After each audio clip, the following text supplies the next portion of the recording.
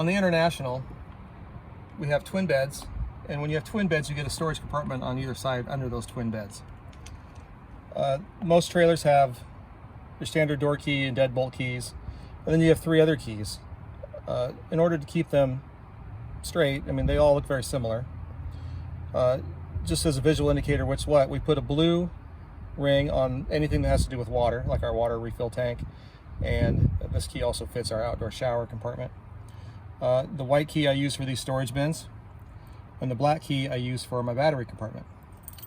So this is what I call my roadside emergency bin.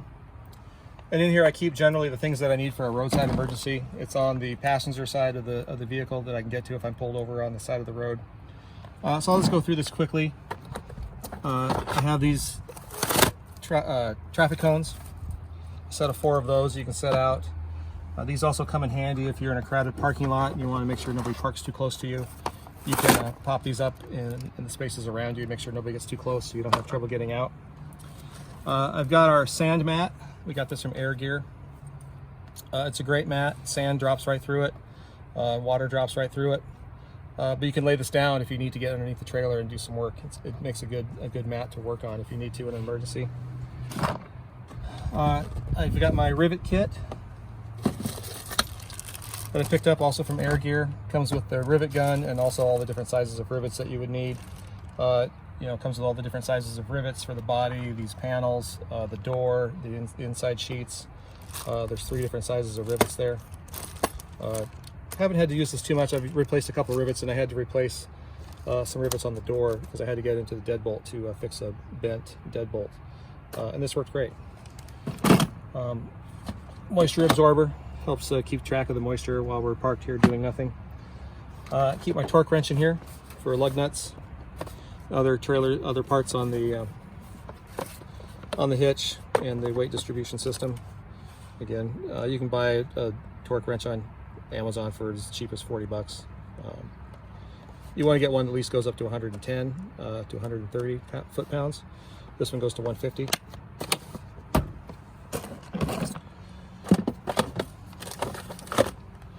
Also, one problem I've noticed, and I've seen some videos on this, is if you put TPMS sensors on your rubber air stems, after some number of miles, hundreds of miles, thousands of miles, as you're driving, those will bend over and bend out due to the force of the rotating tire and the wind hitting it, and they can actually break and air will leak out.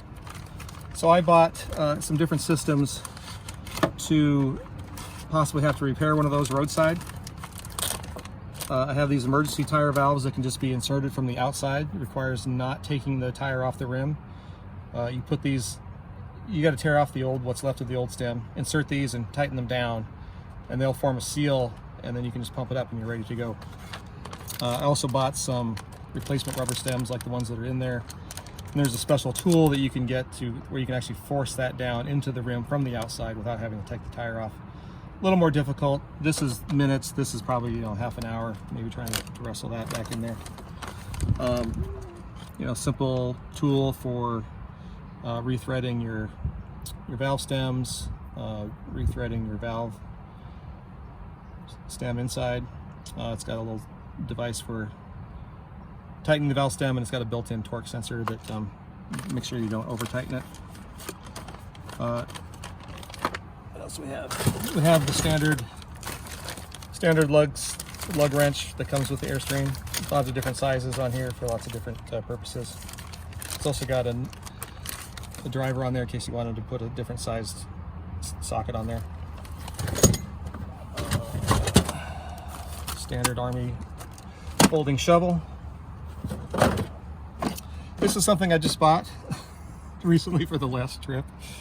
What this allows you to do is repair a puncture roadside, again, without having to go to a tire shop. You don't have to dismount the tire, as long as you've got good access. You can research this. This one is fairly inexpensive. I did get some higher grade material for patching the tire, but essentially you put in these goopy strips into the hole once you've removed that item, typically a screw or a nail. These won't work on a tear, but they do work for punctures.